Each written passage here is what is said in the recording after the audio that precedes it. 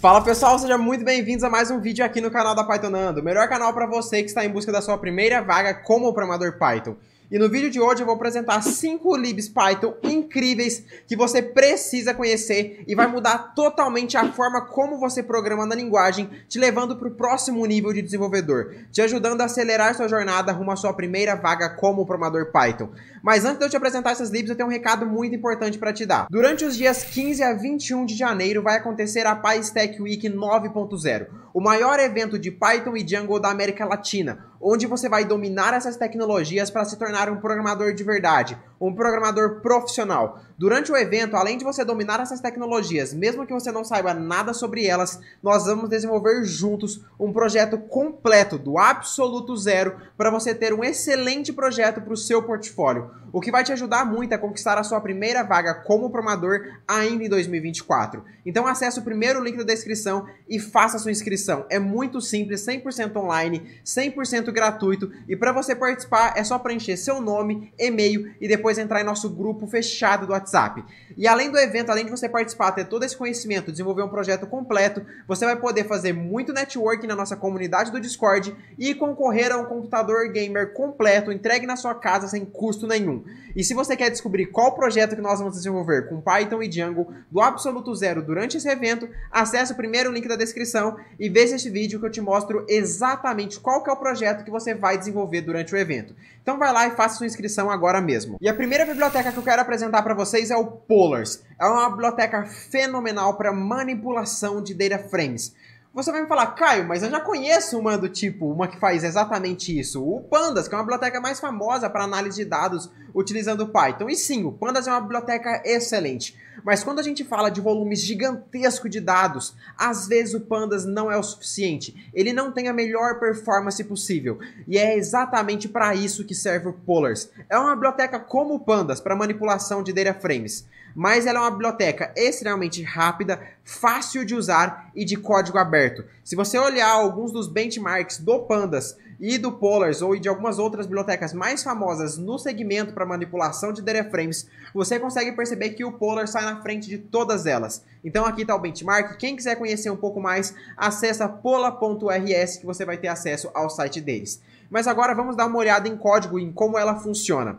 E para você utilizar o Polars é muito simples. Para quem já utiliza Pandas vai ser muito fácil. Você vai ter que instalar com o pip install Polars. Depois é só importar. Import Polars SPL. Para quem trabalha com Pandas faz import Pandas SPD. Aí você vai ter o seu data frame, pode ser de um próprio dicionário do Python, um arquivo CSV ou qualquer outro tipo de arquivo na qual você contenha dados e você precisa transformar esses dados em um data frame.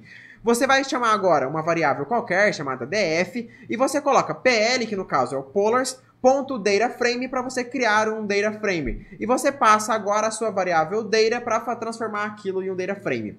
Agora, acessando o print.df, veja o que vocês vão ter aqui. Vou rodar aqui no meu terminal, Python 3, lib_polars, e eu vou executar o meu código. Repare no seguinte, aqui ele já te mostra o data frame, já com as colunas desse determinado data frame, o tipo de dado de cada um deles, então nomes é um str, idade é um int64, cidade também é um str e cada um dos dados deste data frame.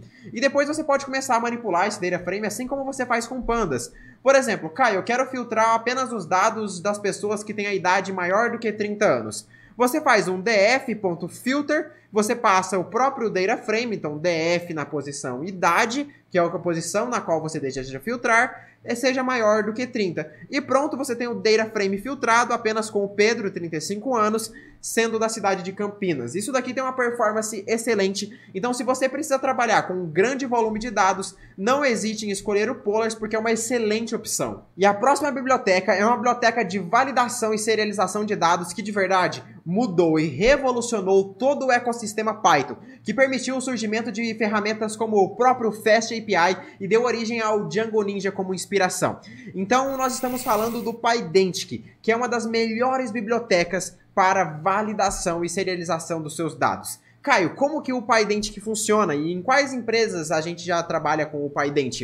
Então, se você olhar na própria documentação dele, você vai perceber que o GitHub, Google, Cisco, Facebook, Intel, Nvidia, NASA, OpenAI, Oracle, todas essas empresas aqui, essas gigantes da tecnologia, utilizam o PyDent. Isso porque ele não é só uma mera biblioteca que te permite validar dados e serializar dados e transformar eles em JSON utilizando Python. Não, ele é uma biblioteca que faz isso com uma performance absurda. É fenomenal a performance que o PyDent te entrega. Então vamos dar uma olhada aqui em código como que o PyDent funciona. Então imagina o seguinte, você está trabalhando com classes onde você vai ter uma empresa que você tem determinados usuários. E esses usuários, eles têm os seus gostos. E ele vai classificar determinado alimento, determinada coisa com um valor inteiro, como por exemplo que seria uma nota. Então você tem um usuário de valor 123 que tem o name XYZ e esse usuário ele tem alguns gostos por algumas coisas, como por exemplo vinhos, queijos e repolho. No caso vinho, o gosto dele de 0 a 10 seria um 9, de queijo seria um 7 e de repolho um valor de 1. Então a gente quer validar se sempre que a gente está recebendo esses dados na nossa API, ou sempre que eu estou criando um novo usuário, ele segue este padrão. No caso, o padrão é que ele tenha um valor de ID, que seja um número inteiro. No caso, nós queremos que o nome dele seja do tipo str, e aqui eu já defini um nome default, ou seja, caso esse cliente não tenha nenhum nome, o nome dele será John Doe. Depois nós temos aqui o tempo que ele fez aqui no último login na nossa aplicação. Depois nós temos os seus gostos de determinados alimentos, que no caso será um dicionário, onde a chave do dicionário será um str, mostrando vinho, queijo, repolho e assim por diante. E depois o value do nosso dicionário será um positive integer, que no caso a gente está trabalhando com notas de 0 a 10, então é um inteiro positivo. E aqui nós temos um dado, vamos supor que a gente recebeu um JSON ali, um dicionário pela nossa API, e queremos fazer uma validação desse dado. Então eu tenho lá, eu tenho um ID, o meu nome eu não preciso, não foi recebido o meu nome, recebi a minha data e eu recebi aqui os meus gostos, que no caso é um dicionário, e todos eles recebem a mesma validação dos dados. Então aqui nós temos str, aqui nós temos inteiros e esse último é uma string. E eu depois o que eu vou fazer? Eu estou transformando esse nosso user aqui, esse nosso external data, em um user, que é a nossa classe do PyDent, que é o nosso base model. Então quando eu rodo esse nosso código, repare o seguinte, o que tem que acontecer? Python 3, lib underline pydentic e rodo meu código. E ele funcionou perfeitamente. Isso significa que ele passou pelas validações dos nossos dados. Mas você vai me falar, Caio, aqui você disse que ele é um positive int. Mais um aqui, no caso, é uma string. Como que isso daqui funcionou? Porque o próprio PyDent já fez a conversão dos dados. Ele verificou se este dado aqui pode ser convertido para esse tipo de dado sem perda nenhuma de informação. Se eu passasse aqui 1.5, por exemplo, ele já não conseguiria fazer essa informação, pois isso não é mais agora um positive integer. Aí eu passo e ele me dá um erro. Significa que as minhas validações dos meus dados falharam. Então o PyDent traz uma segurança para o seu código, uma integridade para o seu código absurda, com uma performance sensacional. Você garante que os dados que você está recebendo são, de fato, dos tipos que você precisava, e ele já traz um Python super moderno, com validação de tipo e suporte a tudo que você imaginar. E além disso, você consegue serializar e desserializar esses dados de uma forma incrível. Então aqui a gente fez aqui a conversão de um objeto que nós tínhamos aqui no caso um dicionário para um objeto do tipo user, que no caso era a nossa classe. E agora, Caio, eu tenho lá um user, eu tenho essa classe instanciada do PyDent, mas eu preciso enviar ela para um outro sistema, que não é em Python ou não usa PyDent, ou preciso enviar isso para algum outro lugar. E a forma com que a gente envia dados pela rede é utilizando JSON. Então eu preciso serializar esses dados e transformar em um JSON. E isso você pode fazer apenas com user1.modelDumpJSON e pronto. Rodando esse código você vai ter agora, obviamente se a validação de dados passar, né? Você vai ter o seu dicionário aqui transformado em um JSON pronto para ser enviado para qualquer outra API. Então não importa se você recebeu esses dados e você precisa transformar em um user, o PyDent que funciona, e se você precisa transformar um user em um JSON para enviar isso em uma API, ele também vai funcionar com performance absurda. Então se você tem interesse em aprender sobre criação de APIs, uma das ferramentas mais famosas como Fast API ou o próprio Django Ninja, aprender o PyDent que é um processo fundamental porque você vai conseguir evoluir muito no seu código dentro dessas ferramentas, beleza? Então é isso, pessoal, e vamos para a próxima biblioteca. Curso gratuito de Python e com certificado. Essa é a PyStack Week 9.0, que vai acontecer dos dias 15 a 21 de janeiro, onde nós vamos desenvolver uma aplicação completa utilizando a linguagem de programação Python e o framework Django. E se você ainda não sabe programar em Python, fica tranquilo, que o evento nós partimos do absoluto zero, mesmo para quem não sabe nada sobre programação e tecnologia. Então faça sua inscrição o mais rápido possível e garanta a sua vaga.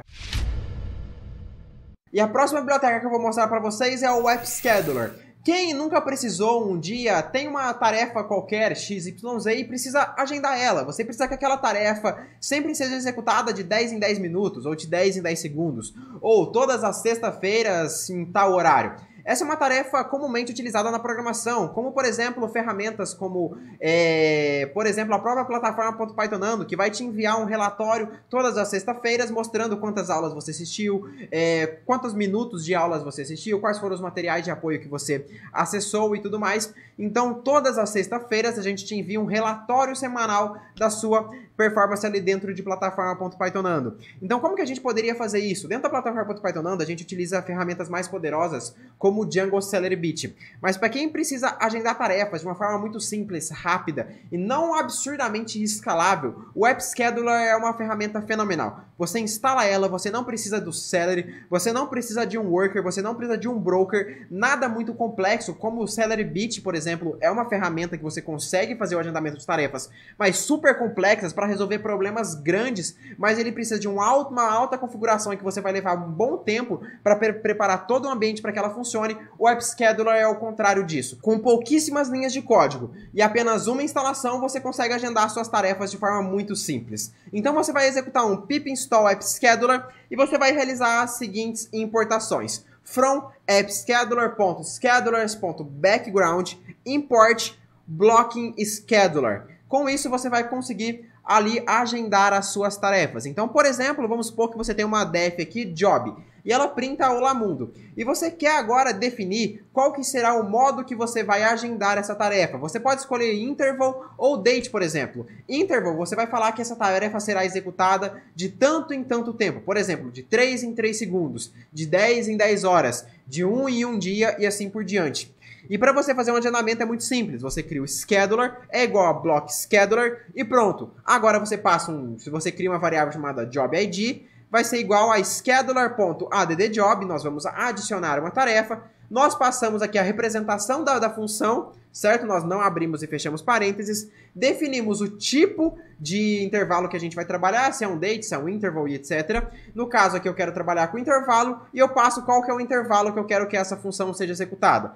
Por exemplo, de 3 em 3 segundos. Depois eu dou um scheduler.start e pronto. Quando eu rodo esse meu código Python 3, libscheduler, dou um enter, 1, 2, 3, ele vai mostrar Olá Mundo, 1, 2, 3, ele mostra Olá Mundo, 1, 2, 3, Olá Mundo, e assim por diante. E nós temos a nossa tarefa esquedulada e ela vai ficar rodando de 3 em 3 segundos. E aqui você pode fazer uma N configurações diferentes. Você pode passar aqui um date, por exemplo, e depois você passa um run date com a propriedade datetime do Python, passando ali um dia, uma hora e uma data específica de quando aquela tarefa deve ser executada. E aí dá uma pesquisada um pouco melhor nessa biblioteca, porque obviamente nesse vídeo eu estou passando 5, eu não consigo entrar em detalhes sobre cada uma delas, é mais para você conhecer e você saber que ela existe, para caso você se interesse, você dar uma pesquisada. Então vai lá, dá uma olhada na biblioteca App Scheduler do Python, que ela é fenomenal e vai te ajudar muito, de uma forma muito simples, a esquedular as suas aplicações utilizando Python. Sempre lembrando que se você trabalha com grandes aplicações com um volume de escala um pouco maior, são tarefas muito custosas computacionalmente, você não quer rodar na mesma máquina do seu servidor web, você precisa de ferramentas mais robustas profissionalmente falando, o Celerbit é uma das melhores escolhas, mas ele é um processo super complexo de configuração. Você vai precisar de um Redis ou de um RabbitMQ, por exemplo, para utilizar como broker dessas tarefas. Você vai precisar de uma outra máquina para consumir todas essas tarefas em um outro computador, em uma outra unidade computacional, fazer um monte de configurações, etc. Então nem sempre este é o melhor dos casos. Então se você tem soluções simples, você precisa de algo simples, rápido, para já estar funcionando na sua máquina, essa é uma das melhores opções em Python. E a próxima biblioteca biblioteca é o Python Decouple, uma muito utilizada no próprio Django quando a gente vai realizar os deploys de nossa aplicação.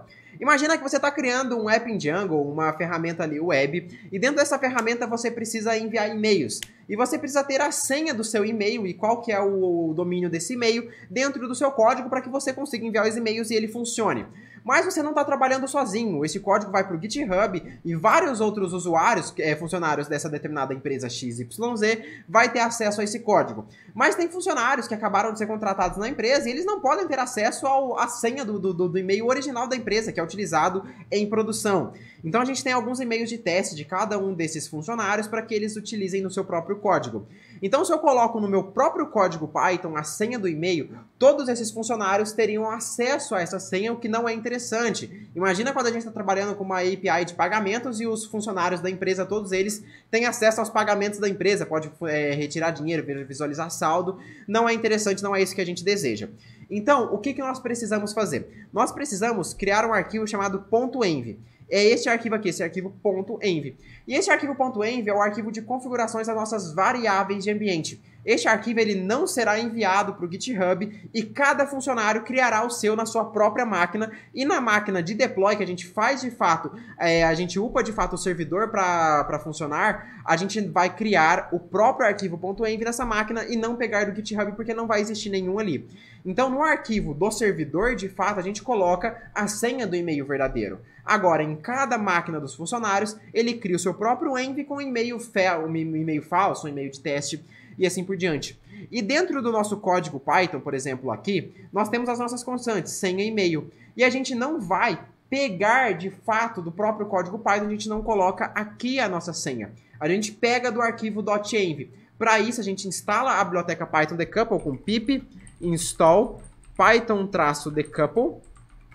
E a gente pode importar from decouple import config, CSV, que a gente vai utilizar também. Então a gente cria a nossa variável qualquer, vai ser igual. A gente passa config e a gente passa exatamente aqui o sem e-mail com o mesmo nome que a gente passou aqui no nosso arquivo .env. Tudo sem aspas, tá? Tudo sem espaço, tudo junto dessa forma que está aqui mesmo. Depois nós temos, por exemplo, o debug. Cadê? Eu fechei aqui. O debug, ele é true ou false lá no nosso arquivo .env, então para que ele não venha como uma string, eu já passo cast é igual a bool, para ele converter para booleano, e na parte dos domínios, que nos domínios aqui, no caso, a gente passa mais de uma informação, no caso, pythonando.com.br, vírgula, uma outra informação, plataforma.pythonando.com.br, a gente pode passar aqui o nosso casting de CSV, então se você observar, a gente passa cast é igual a CSV, abre e fecha parênteses. Então, quando eu rodo esse nosso código, Python 3, lib decouple.py, ele vai mostrar 1, 2, 3, 4, que no caso seria a senha do e-mail, true, que no caso seria o debug, e aqui eu tenho uma lista com todos os domínios permitidos que a minha aplicação pode rodar. Então agora isso daqui não fica na máquina, não fica no GitHub, nem todo mundo vai ter o mesmo. Eu crio o meu próprio arquivo .env na minha máquina com os dados que eu preciso. Se eu sou, por exemplo, um funcionário da empresa, eu vou ter a minha senha de e-mail ali de teste. Se eu estou rodando isso daqui na máquina de deploy da nossa aplicação, lá vai ter a senha do e-mail de fato, que somente pessoas autorizadas podem acessar aquele servidor e ter acesso a esse arquivo. Ok, pessoal? Então é muito importante você começar a trabalhar dessa forma dentro das suas aplicações Django. A próxima biblioteca que eu quero mostrar para vocês é uma das mais importantes, que é o Django Ninja. Quando a gente fala de desenvolvimento de APIs com Django, o Django é um excelente framework para isso. Mas existem algumas ferramentas já muito consolidadas no mercado de desenvolvimento de APIs com Django, como, por exemplo, o Django REST Framework, que é uma biblioteca também muito fenomenal, mas é uma biblioteca que tem algumas características que incomodam alguns dos programadores, como, por exemplo, não trabalha com a tipagem tão moderna do Python, não tem um suporte assíncrono como o próprio Django Ninja e tudo mais. Quero, obviamente, dizer para vocês que hoje a principal ferramenta de desenvolvimento de APIs com Python e Django é o Django REST Framework. Ela é a ferramenta que mais tem vagas no mercado de trabalho e é a ferramenta da atualidade. Mas o Django Ninja vem crescendo muito e ganhando muito espaço no mercado. Grandes empresas vêm adotando o Django Ninja pela sua alta performance, um suporte a Python super moderno, como por exemplo o Type Hints, e também assincronismo do Python, e também uma velocidade de escrita muito fácil, uma sintaxe mais moderna. Então o Django Ninja vem ganhando muito espaço e eu acredito que nos próximos anos, isso é opinião minha, tá? Isso é futurismo, então não levem como uma verdade absoluta, que nos próximos anos o Django Ninja tende a passar o Django REST Framework por ser, na minha opinião, um framework melhor, seguindo práticas mais modernas do Python, com uma filosofia muito mais parecida com o próprio Python do que o Django REST Framework. O Python tem a sua filosofia de ter uma sintaxe simples, exatamente como o Django Ninja, diferente do Django REST Framework, que tem uma sintaxe um pouco mais complexa, tá? E além do Django Ninja trazer performance melhores, trazer suportes mais modernos, então eu recomendo que vocês aprendam o Django Ninja, tá? Para estar aptos a desenvolver APIs com Python e Django no futuro, utilizando uma das ferramentas que, na minha opinião, vai crescer absurdamente. Isso não é uma forma de dizer para vocês, não estudem Django REST Framework. Pelo contrário, saibam Django REST Framework e Django Ninja. Cada uma dessas ferramentas hoje tem seu espaço no mercado, as duas têm espaço, as duas são utilizadas por empresas, então não escolha apenas uma e estude apenas elas, tá? Eu tenho uma live completa aqui no YouTube chamado Django Ninja na Pythonando, então para quem quiser aprender um pouco mais sobre essa ferramenta, se você acessar aqui no próprio YouTube, ó, o guia completo de Django Ninja é uma aula de 1 hora onde eu te mostro absolutamente tudo que você precisa saber sobre o Django Ninja para criar APIs utilizando Python e Django. Obviamente, o pré-requisito dessa aula é que você já saiba Python e você já saiba Django, beleza? Então, se você tem interesse sobre Django Ninja, clique nesse card que está aparecendo aqui na tela agora para vocês e veja o guia completo de Django Ninja para vocês aprenderem esse framework e começarem a criarem as suas próprias APIs com Python e Django. E, obviamente, não se esqueçam de se inscreverem na PyStack Week 9.0 para vocês acelerarem sua jornada rumo à sua primeira vaga como programador Python, enquanto a gente desenvolve um projeto completo e excelente para o seu portfólio. Vai lá, primeiro link da descrição e faça sua inscrição. Um abraço, Dev, até mais e tchau, tchau!